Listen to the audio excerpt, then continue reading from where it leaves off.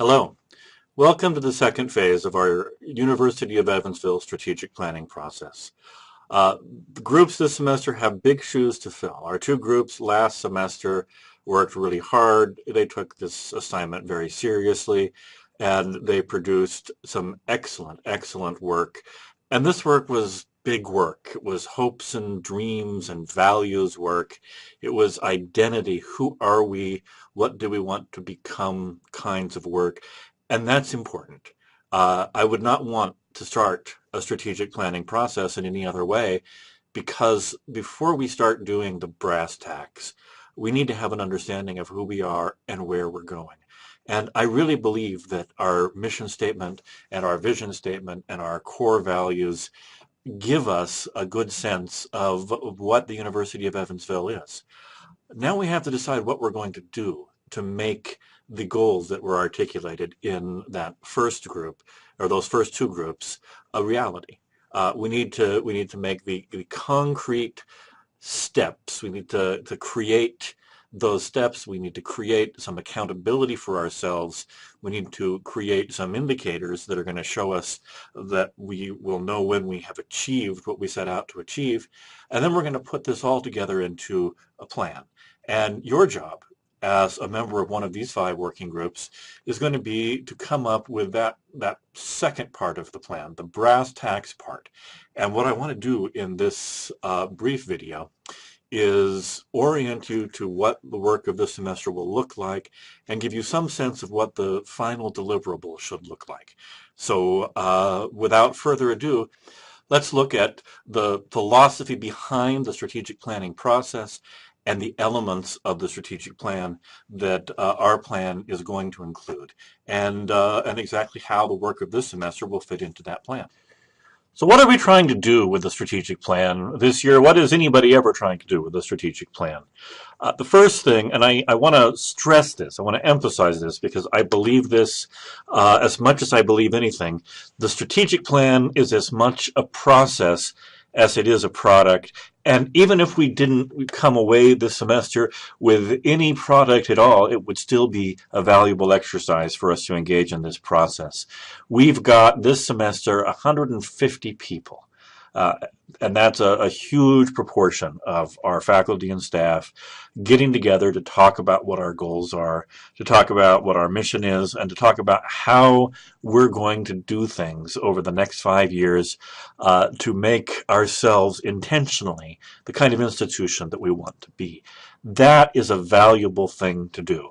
It's a valuable process to go through. Now, that said, we are going to produce a deliverable. We are going to produce an actual strategic plan and a product, but I don't want the rush to a product to blind us to the fact that we're going through a very important process here, and that process is an important part of moving forward as an institution. So we have already defined the core mission of our institution, and we've created a vision for the near to mid-range future. That was the first part of the strategic plan, and in my opinion, it went exceptionally well. Now we've got to establish those concrete goals that allow us to bring about our vision without creeping into other things. And I've said this over and over again, and I want to say it one more time. Strategic planning is more about what we're not going to do than what we are going to do. Most universities and most institutions have a great temptation to try to do everything that is a good thing, because we all like to do good things. I like to do good things. There are more good things in the world than we can do as an institution. So we have to focus. We have to decide what our mission isn't, so that we can focus all of our resources on what our mission is. So it's always a double-edged sword. Every time we decide what we are going to do, we are deciding what we're not going to do. And when we have that clear, we have a strategic plan that we can follow and then not do other things. So just keep that in mind. We're trying to decide how we can focus our limited resources on the things that matter most to who we are as an institution. And the other thing we have to do is we have to create the kind of apparatus around the goals that we can know whether or not we've accomplished them, which means we've got to create measurements for ourselves and we've got to create accountability for ourselves. So this strategic plan, once it's created, is going to be something that I will go to the board every year and report on our key performance indicators and how we've done. And we will have a timeline that will govern President's Council meetings, that will govern cabinet meetings, that will govern dean's meetings. We're going to very seriously align our priorities and our budgets with those things that we collectively as a community decide that we're going to do. So here are the parts, the 9 core elements of the strategic plan. The mission statement, core values, vision statement, and strategic goals that we've already accomplished, and then objectives, action steps, key performance indicators, a budget, and a timeline that we're going to produce this semester. Now, the key performance indicators, or KPIs, the budget, and the timeline are going to be largely a consequence of the objectives and the action steps. So really, the fundamental work of this semester for your group is creating objectives and action steps. And let me talk a little bit about the distinction between those two, because we're talking about levels of abstraction here it's very important that we understand this distinction. So think of goals, objectives, and action steps as statements about what we're going to do at 3 different levels of abstraction, or levels of specificity.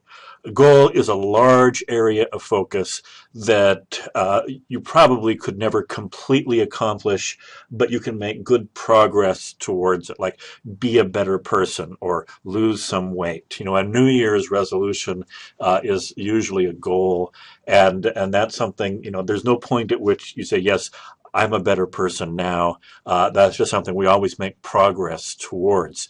So a goal, and this is just a sample goal that I used at the beginning of the process, not necessarily something we're going to do, but a goal would be the University of Evansville will become a more important part of local communities in southern Indiana.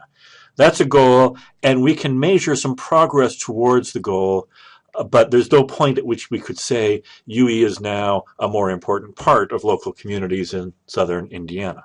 An objective is something more specific, a measurable target that by the end of a 5-year period, we should be able to say we have done this. Like we will create curricular connections to students in local high schools. And we can say at the end of 5 years whether we've done this. There are a number of ways that we can do this. There are different aspects to what a curricular connection would be, and that's where the action step comes in. An action step is a very specific task that can be completed in a specific amount of time, and when it's completed, everybody knows that it's been completed because it's a timed task with a very clear did it or didn't do it point. So we will meet with 5 high schools to discuss dual enrollment programs at the University of Evansville. That's an action step. And when we're done with 5 and we've discussed it, we can say we accomplished this action step. So we've created goals, and now we're going to go to the next 2 levels of abstraction. And really part of the art of doing the strategic plan is going to be understanding what really is an objective and what really is an action step. And I imagine that that's something that we're going to have to hammer out as we go back and forth between the steering committee and the 5 working groups, is where a certain set of expectations are really at the abstraction level of objective or the abstraction level of action step. As we create objectives and action steps, and specifically as we start in on the objectives, we're going to be using the only slightly annoying industry acronym SMART. So we want SMART objectives, and those will lead to the action steps that will accomplish them. And SMART means that they are specific, that they don't speak in generalities, but they say specifically what needs to be done, that they are measurable, that progress can be measured, and there are a number of metrics, and we're going to decide on these metrics for how to determine whether or not we've achieved our objectives. But very often they're going to be in dollars.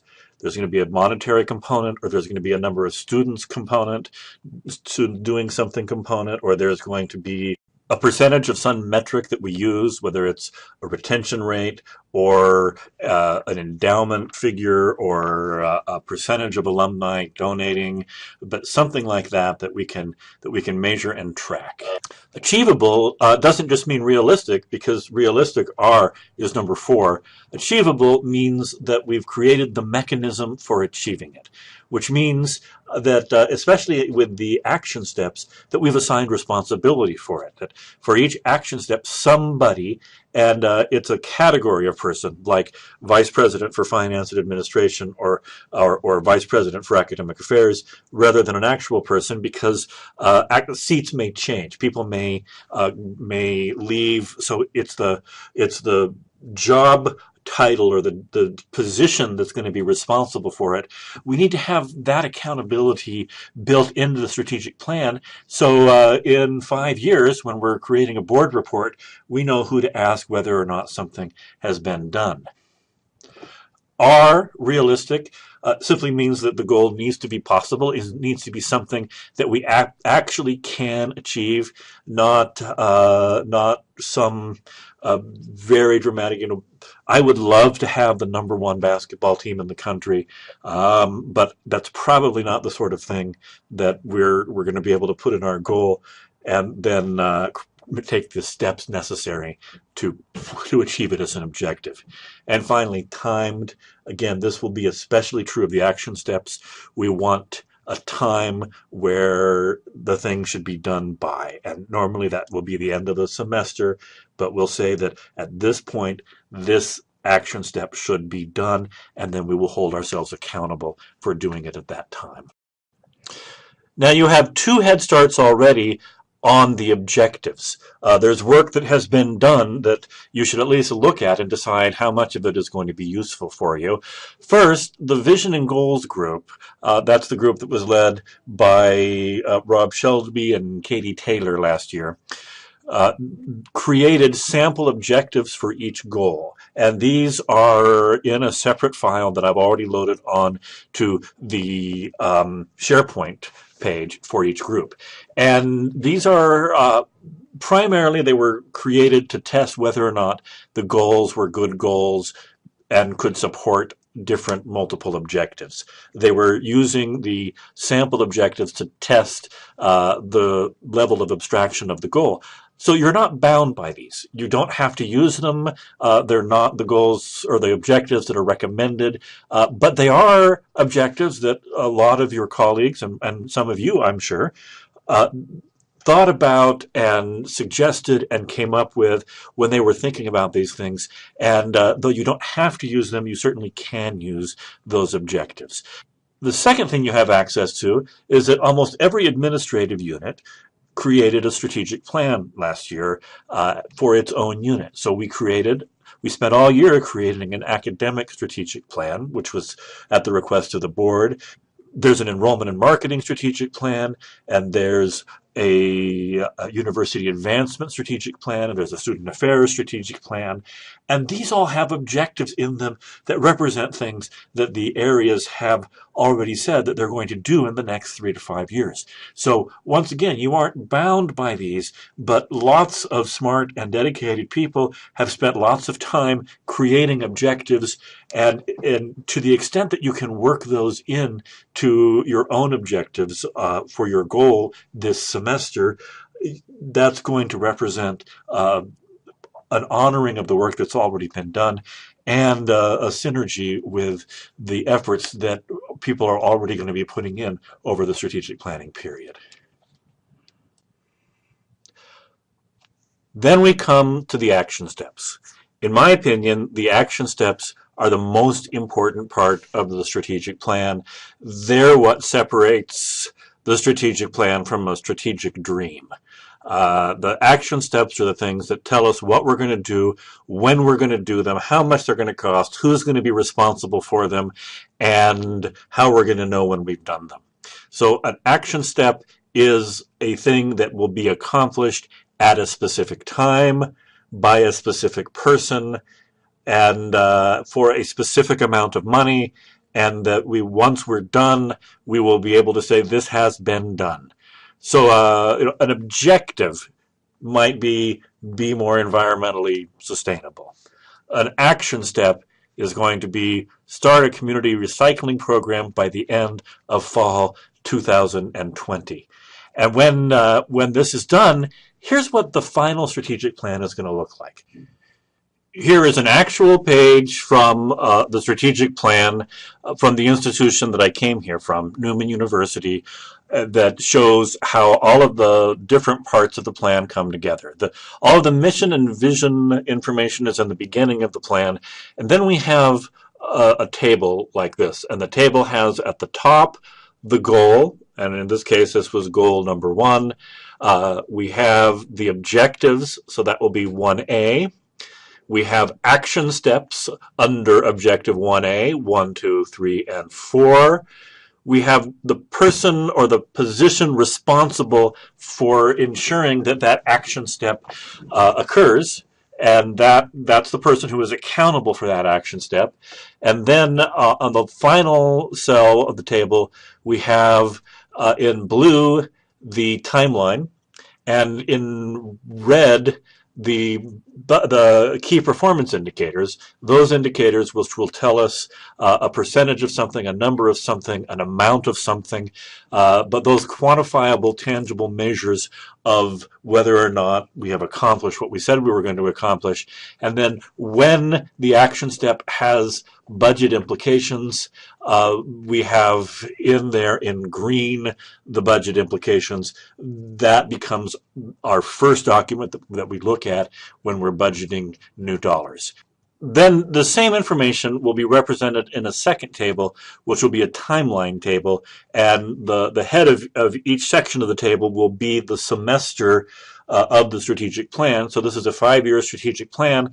There will be 10 semesters, and in there we'll have the goal, and this would be goal 1, objective D, action step 1, the action item, and the responsibility, who is supposed to do that. And then this becomes our primary planning document. Each semester we'll have something that we can look at that gives us a clear list of the things that we as an institution have agreed to do as part of our strategic plan. So that's it. That's the process that I'm asking you to go through in your groups this semester, and that's the product that I'm asking you to deliver at the end of the semester that we can share with the Faculty Senate, with the Staff and Administrators Assembly, and then finally with the Board of Trustees. And this is a lot of work for one semester. In the last 2 strategic plans that I've supervised, this was the amount of work that we did in a full year, or at least in a full 9 months. And we're compressing this into one semester because we've absolutely got to get our strategic planning, campaign, and branding processes moving at the same time. And that means that each group is going to be asked to work a lot. The chairs are going to be asked to have meetings every week to start generating drafts. We're going to need very close coordination between the steering committee and the strategic planning groups. We're going to need a lot of communication with the faculty, with the staff, with other stakeholders so that everybody sees what's going on. We're going to work very hard to be transparent as we do this so that the whole community has opportunities to review and to comment on what we're doing as we're doing it. And it's going to be difficult, and it's going to be grueling, and it's also, I think, going to be a lot of fun. It's going to be thrilling to see this plan take shape and to see the future of the University of Evansville coalesce before our eyes. Thank you very much for being a part of this. Thank you for signing up for this. I am so grateful that 150 people are going to be part of this crucial planning exercise, and I am very much looking forward to working with you all this semester. Thank you.